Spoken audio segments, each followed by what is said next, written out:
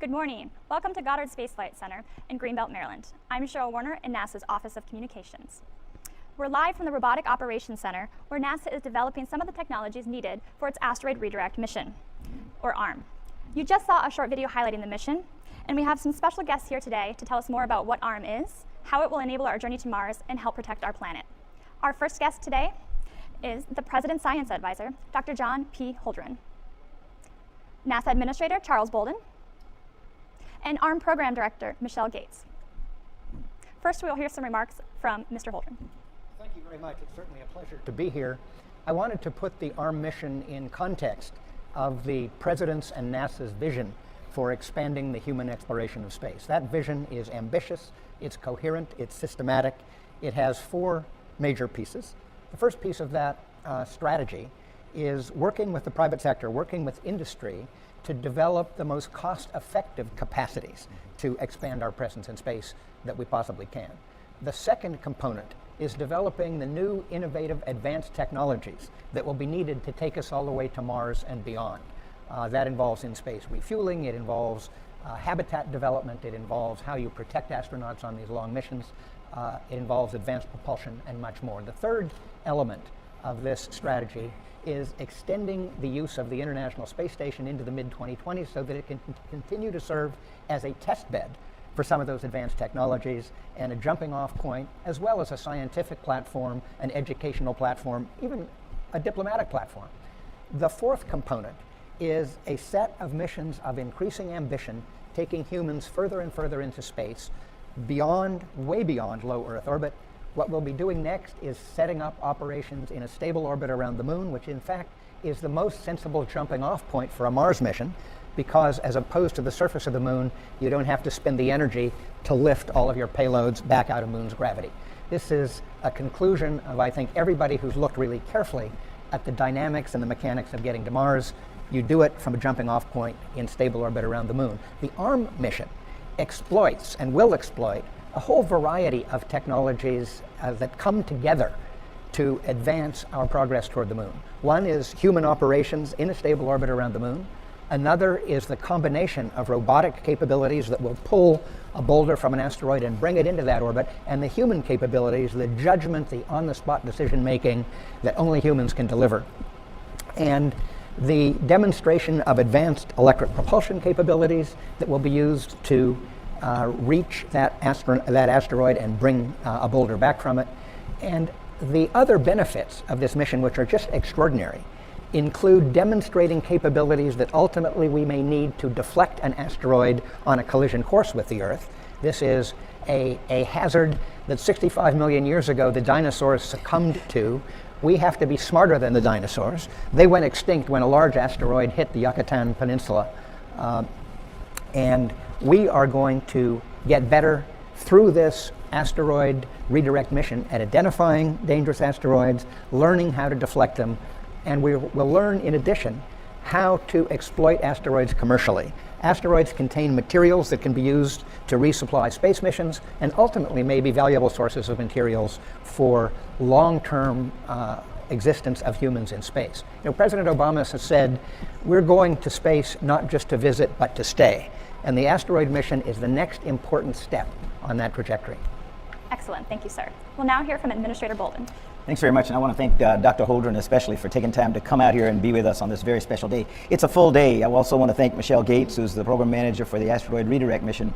As I said, we're going to talk just a little bit briefly about the overview of the mission, a little details, and then the big part of the day is this afternoon when industry is allowed to come in and spend a little time with us. And they've been working with us for a number of years now, but this is sort of the piece de resistance when we bring them in and let them actually look at the mock-ups.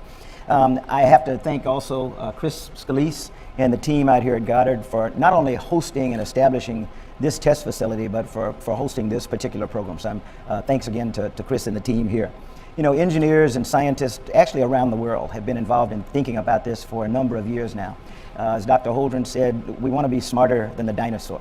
And at NASA, what we've tried to do is take a step-by-step incremental approach to being able to get humans to Mars. If you look at how we've arranged it, we have three I consider them zones in the solar system, and those zones are actually where we live today. We live and work in near Earth orbit. We've been on the International Space Station for almost 16 years, and we have learned a lot, and there's a lot more to be learned, as Dr. Holdren mentioned.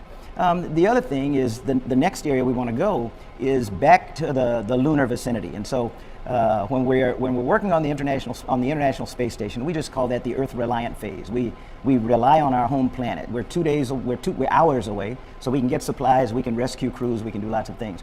We want to next move out where we're a little bit more distant, and in that particular case, when we go out to what we call cislunar space, the vicinity around the moon, we're going to be a couple of days away. So that's going to stretch our capabilities. We're going to have to figure out new ways to supply ourselves, to test the technologies that are going to be necessary when we finally take the big step to go with humans out to Mars. So time-wise, we've been working on this Earth-reliant phase for about 50 years when you really get down to it. When we move out to cislunar space, that's going to be the period of the 20s. And then when you get to the 30s, then now we're going to be Earth independent. That is a big step. We've been dreaming, humans have been dreaming of going to Mars as long as people have been looking up at the sky almost, and we're finally almost there. Some of us can taste it. So when we move out to Mars, that's what we call the Earth independent stage, where we're going to have to either take stuff with you, make it on the way, or make it when you get to the Martian surface. So those are the technologies that Dr. Holdren was talking about. We're really excited about being out here to talk a little bit about the asteroid redirect mission, because for us, having been an astronaut before and having found out that flying in space is not like flying an airplane, things that you intuitively do when you're flying an airplane don't work in space due to something called orbital mechanics. We also know that when we get to low gravity and no gravity environments, the way that we will be around some of the moons of Mars and other places, we're going to have to teach ourselves new techniques. We're going to have to learn new procedures. In trying to open this up to bring the commercial entities in, we also want to develop technologies and techniques that we can then hand off to private enterprises, whether they're entrepreneurs, academics, or industry, so that they can do things like asteroid mining. So that's the big purpose for the asteroid redirect mission. It's an important step for us on the journey to Mars. It's going to give us an opportunity to sit out in the proving ground and make sure that we understand the kinds of things that we need to do when we finally send our astronauts to Mars, because it's an exciting time, but we've got to have our act together when we go there. So hopefully you all will learn a little bit more than you knew when you started this program today, and I'm going to let you turn it over to Michelle, because she's the expert here with us, and she'll give us a little bit more detail. Thank you very much. It's really an honor to be here with both of you, Dr. Holdren and Administrator Bolden. The asteroid redirect mission really is a vital step in our journey to Mars, in particular that proving ground of cislunar space. As we move from the Earth-reliant operations in low Earth orbit to the proving ground where we can get our astronaut crews back within a matter of days if we need to, and then to Earth-reliant phase where, for example, missions to Mars are on the scale of years in duration. The asteroid redirect mission really provides a demonstration and an important integrated mission opportunity in cislunar space. There is a robotic mission component and a crewed mission component.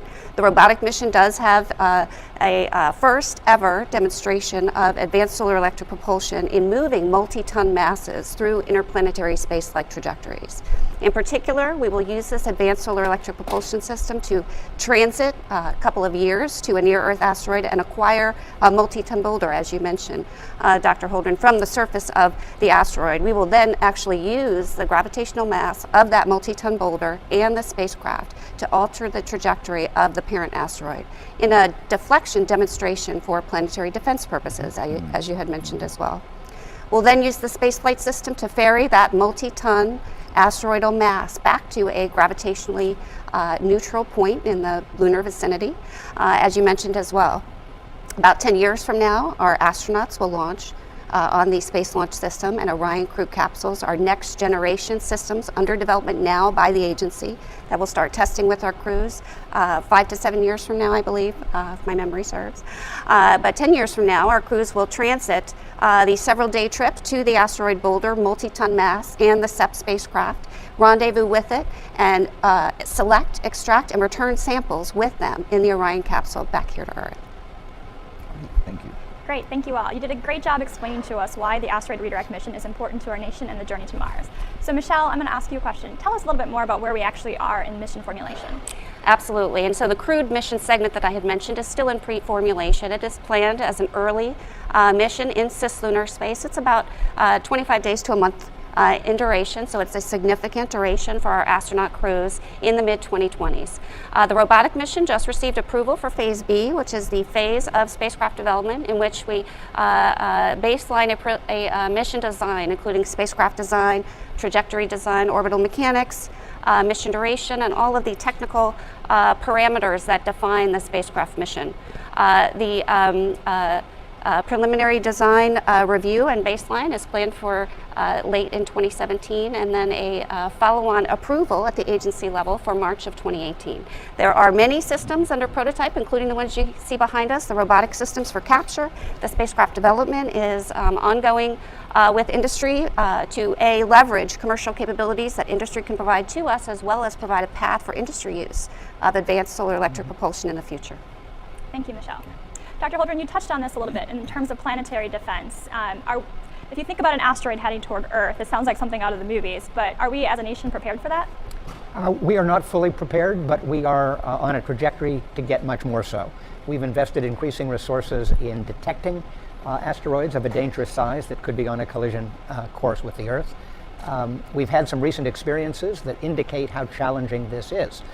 In 2013, a smallish asteroid exploded over Siberia with the force of about 400 kilotons or 500 kilotons of TNT. Did a lot of damage on the ground. Something like 1,000 people were injured by flying glass and so on. That explosion was in the range of 30 times bigger than the Hiroshima nuclear bomb. We had in 1908 a much larger asteroid explosion, again over a part of Siberia. Fortunately did not occur over a heavily populated area, but it exploded with the equivalent of multiple megatons of explosive force. So we know that this does happen. It's rare. The impact that occurred in 2013 is estimated to have been a 1 in 100 year event. The impact that occurred in 1908 was estimated to have been a 1 in 1,000 year event. But again, if we are going to be as capable a civilization as our technology allows, we need to be prepared for even those rare events because they could do a lot of damage to the Earth. And as part of that preparation, we have the planetary defense aspects of the asteroid retrieval mission. Again, I would emphasize that the asteroid retrieval mission makes sense in about 5 different ways. It makes sense for science, for better understanding the composition of asteroids and what they can tell us about the origins of the solar system. It makes sense from the standpoint of technology demonstration, demonstrating technologies that we're going to need for the mission to Mars. It makes sense in terms of human operations in cislunar space, again, the most appropriate stepping off point for Mars. And it makes sense for the possibilities of using asteroids as sources of materials, potentially sources of fuel, sources of water, to resupply space missions and ultimately to meet needs on Earth. So this is a multi-purpose mission, but the planetary defense aspect is one important part of it. Understood, thank you. Administrator Bolden, as we know, the second part of this mission involves sending a crew to the asteroid Boulder. Can you tell us where we are with the development of the systems that will send them there? We're actually going to have an opportunity to talk about some of them this afternoon. One of the things that we're very proud of is the fact that we have the SLS, the Space Launch System, and the Orion crew module that have now been in development. They're off the drawing board. We now are cutting hardware. We've actually flown Orion successfully back in December of 2014. A very successful mission, farther away from Earth than any vehicle intended to carry humans had been in more than 40 years. I love to tell people, come with me to Michoud outside of New Orleans, where you can actually see the barrel sections of the massive Space Launch System now being welded and assembled. We are going to fly the test flight of SLS and Orion mated in 2018. That will be an uncrewed mission out to the vicinity of the moon and orbit several times, and then in the early 2020s we'll put a crew on board Orion and fly that particular mission. In the mid-20s, when I say Michelle and her team are successful in moving the asteroidal mass to cislunar space and to a stable orbit around the moon, we're actually going to allow a crew to attach themselves to the device that some of you can see behind me, and they'll actually use that as an exit way out of Orion onto the asteroidal mass, where they can do experimentation on technology development, on procedures development, And this is a continuation. I talk about step-by-step things all the time. We've actually been doing simulations at the Johnson Space Center, simulations here, simulations at many of our NASA centers. We've also spent the last, I think, 3 years in our underwater proving ground called NEMO. So that has been dedicated to asteroid research, if you will. How do humans attach themselves to an asteroid, which may be no gravity or very low gravity? So we've been coming along up until now, and the mid-2020s will give us an opportunity to really send a crew out to do some of the kinds of things that we think we may have to do when you get out into the Martian environment, where you're distant from Earth, out in the Earth independent phase, where our crews will be much better prepared to do the kinds of operations that they want out there. So it's an incremental, step-by-step approach that we're using. Thank you, sir. Dr. Gates, can you tell us a little bit more about the target asteroid that we have in mind that we're going to visit? Sure, absolutely. And in fact, the science community selected our reference target, which is 2008 EV5. It is a carbonaceous asteroid, believed to be one of potentially 4 types. It is anticipated to be potentially 20% water, volatile rich, and contains the compounds from early formation of the solar system, the record that's only available through certain classes of asteroids. The asteroid has never been visited before, which was a desire of the science community. The resources community, in particular, folks who are interested in using asteroidal resources, asteroidal mining, in situ resources, are very interested in this target as well. And so our mission design work is all being done around this target. Our capture capability prototyping you see behind us is being done with the assumptions of this target. We have a very lengthy report from the external community, actually, recently out in February of this year. Available on our website, www.nasa.gov/ARM, the FAST report, which is 167 pages of detail, if anyone is interested. Sure, if I can add one thing. I can't believe I forgot this, but last week we had an incredible mission that was launched called OSIRIS-REx. Yes. And as I talk about an incremental approach to what we're doing, a lot of the folk who are here at Goddard, because they were essentially the key members of the OSIRIS-REx team, we launched a satellite that is going to make a couple of year transit to another asteroid that is pretty well studied, Bennu. When it gets there, we're going to study that asteroid for about 2 years. We're going to pick landing sites. We're going to do a better characterization of it. And then finally, when we're confident that we know where we want to land and how to do it, the OSIRIS-REx is actually going to take itself down to very close proximity to the surface of Bennu and use a long arm that'll go down, penetrate the surface, and dust and debris and and whatever you want to call it from an asteroid, to come up and be captured into a canister that we will then bring back to Earth for subsequent study. So it'll go into what we currently call the Lunar Repository at the Johnson Space Center, where planetary scientists will be able to take real samples from Bennu and begin to study them. And that will feed in to the subsequent asteroid redirect mission. So everything we do is incrementally planned to support each other. And I did not want to forget about OSIRIS-REx. Thank you for adding that. Very quickly, do you have any last remarks? Because we're going to wrap up here. Dr. Gates? I just encourage folks to visit our website and look at all the recent progress, including with the spacecraft bus, our announcement for partnerships that was just released, the prototyping information on our technologies, and all the benefits of the mission that Dr. Holdren spoke of.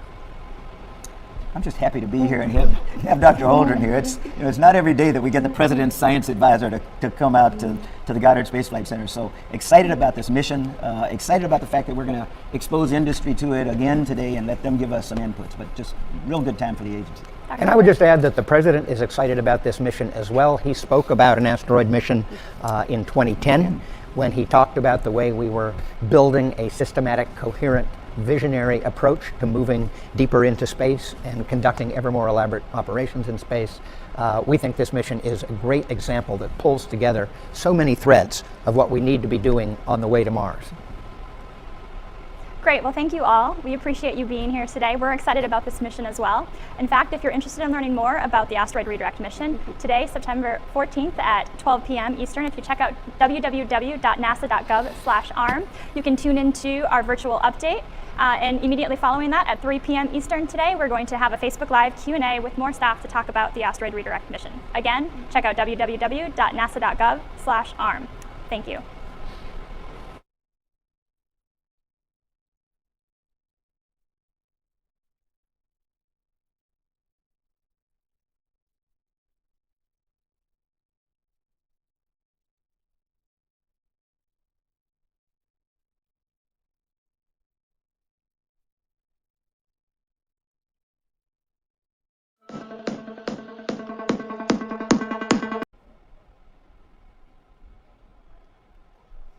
Good morning. Welcome to Goddard Space Flight Center in Greenbelt, Maryland. I'm Cheryl Warner in NASA's Office of Communications. We're live from the Robotic Operations Center, where NASA is developing some of the technologies needed for its Asteroid Redirect mission, or ARM. You just saw a short video highlighting the mission, and we have some special guests here today to tell us more about what ARM is, how it will enable our journey to Mars, and help protect our planet. Our first guest today is the President's Science Advisor, Dr. John P. Holdren, NASA Administrator Charles Bolden, and ARM Program Director Michelle Gates. First, we'll hear some remarks from Mr. Holdren. Thank you very much. It's certainly a pleasure to be here. I wanted to put the ARM mission in context of the President's and NASA's vision for expanding the human exploration of space. That vision is ambitious, it's coherent, it's systematic. It has four major pieces. The first piece of that strategy is working with the private sector, working with industry to develop the most cost-effective capacities to expand our presence in space that we possibly can. The second component is developing the new innovative advanced technologies that will be needed to take us all the way to Mars and beyond. That involves in-space refueling, it involves habitat development, it involves how you protect astronauts on these long missions, it involves advanced propulsion and much more. The third element of this strategy is extending the use of the International Space Station into the mid-2020s so that it can continue to serve as a test bed for some of those advanced technologies and a jumping off point, as well as a scientific platform, an educational platform, even a diplomatic platform. The fourth component is a set of missions of increasing ambition, taking humans further and further into space, beyond, way beyond low Earth orbit. What we'll be doing next is setting up operations in a stable orbit around the moon, which in fact is the most sensible jumping off point for a Mars mission, because as opposed to the surface of the moon, you don't have to spend the energy to lift all of your payloads back out of moon's gravity. This is a conclusion of, I think, everybody who's looked really carefully at the dynamics and the mechanics of getting to Mars. You do it from a jumping off point in stable orbit around the moon. The ARM mission exploits and will exploit a whole variety of technologies that come together to advance our progress toward the moon. One is human operations in a stable orbit around the moon.